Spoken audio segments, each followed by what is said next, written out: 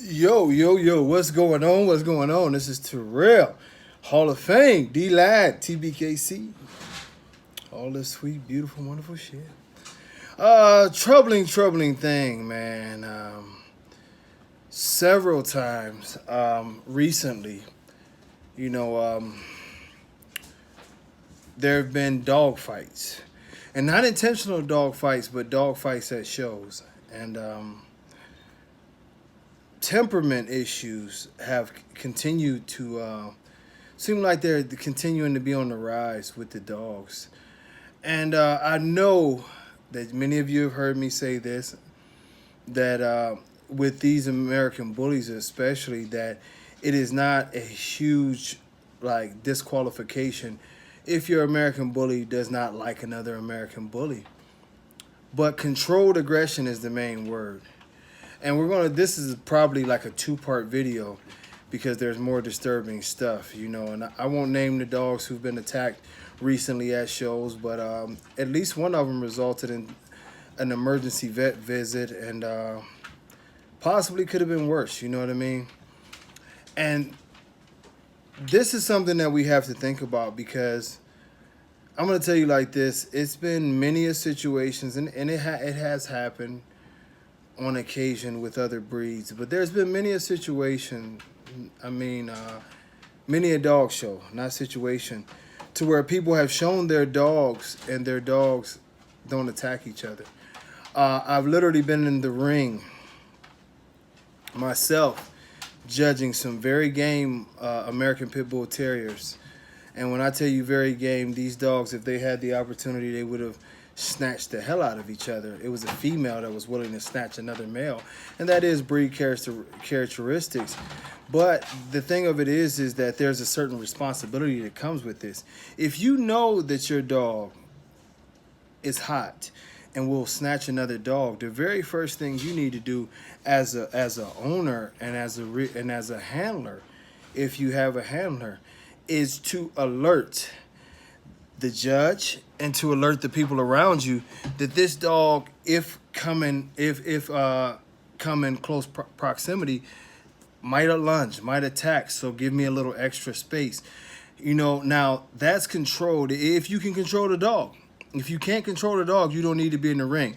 But I have seen people who have a larger dog that might be a little bit, and they say, well, instead of him getting a little bit irritated and lunging at your dog, why don't you give me an extra 5 or whatever feet so he doesn't feel intimidated by your dog or feel like that there's some kind of confrontation coming. And I've seen this between two dogs that might lunge at each other. You have to know your dog going in there, Now that's if you can control them. There are dogs that if they get close, they're going to go at it. But if they don't get close, they're fine. You have to know that about your dog. There's some dogs that no matter what, when they come in that ring, they're going to want action. That's probably a dog that you don't want to show.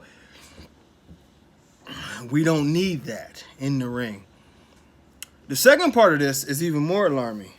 I've had people who wanted a puppy from me, and this is several people, and they've talked about situations where their dogs weren't on the best behavior, and they were wondering how my dogs act and different things like that.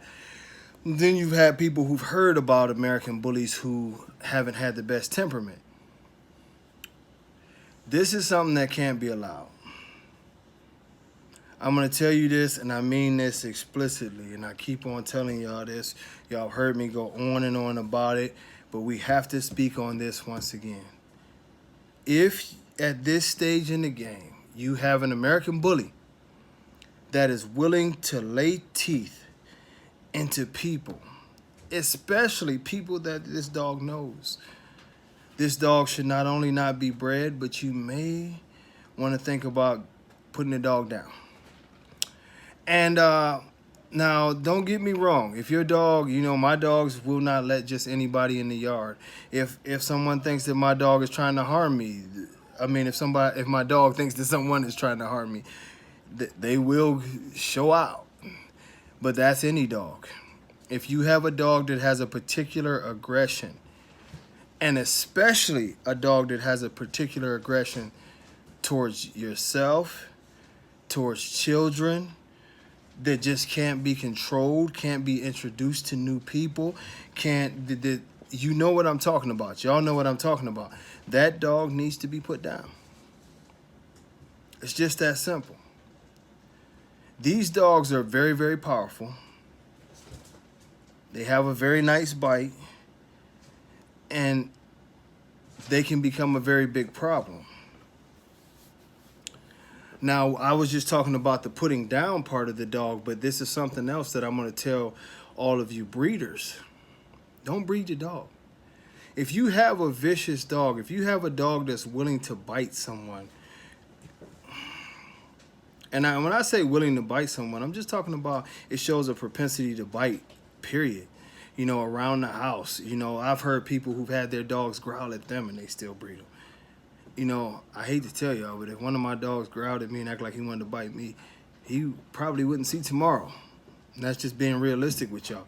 This is something that you have to take a responsibility for. You know, it's now too many times that I've heard about people, these, you know, different situations. Let's just put it that way. Different situations where the dog, you know, attacks a family member, where the dog actually attacks the owner, where the dog, you know, just does too much. And this is a situation that not only do we worry about a child getting killed, a person getting killed. It's happened before. Dogs have killed people before.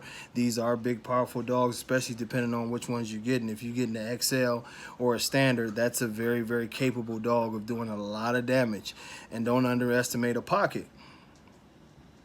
You know, this is something that would be a huge black eye to the breed, but that's the least of the problem, because someone can get seriously hurt by these dogs. If you have that dog and you're breeding that dog, you're just sending people home, unfortunately, something that they don't know about, you know? And so many people go out and they'll buy something because it's cute, and they're not even asking about the temperament of the dog. They don't even go to the yard to see the temperament of the dog. They don't even go to, you know, they're not checking up on these things. You know, and then they oh, it's a cute puppy, it's a cute puppy. And you have these irresponsible breeders that won't tell them that the mom and the dad were monsters that pretty much had to be locked up, but they look so good, I'll just take pictures with them, but they're really, you know, man-eaters. So now they send these puppies home, and these puppies have this genetically programmed into them. Just like a fighting dog has it genetically programmed into him to snatch something, to want to have that game, to have that prey drive. These same dogs that exhibit this will pass this on to their puppies, and it doesn't matter how good they look.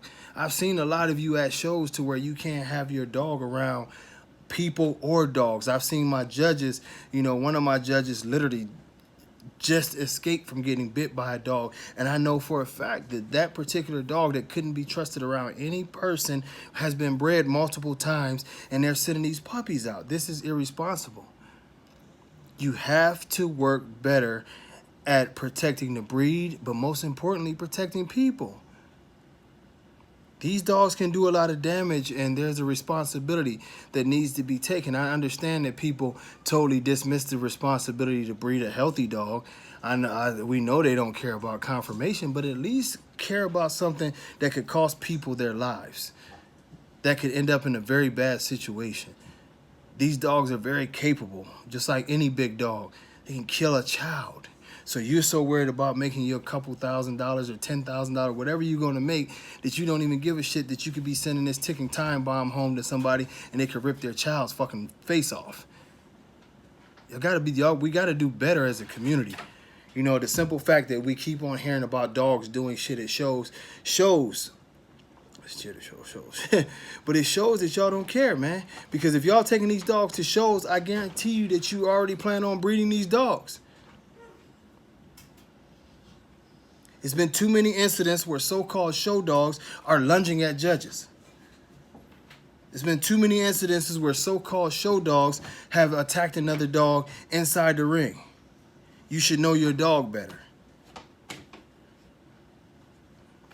All I can tell y'all, if you are a new buyer, or even if you're not new, do yourself a favor and check very well on the temperament of the dog you're getting. Find out if the parents are good, and really find out. Don't listen to these dumbasses because they'll tell you anything. Find out. Go see the dogs. Ask for videos of the dogs around kids or around other people. Ask for these things. It's very important because some of y'all have grandkids, some of y'all have kids, some of you just yourself might give a damn if a dog decides to put his teeth into your leg or wherever else. It's something that's important. It's something that we got to follow through on.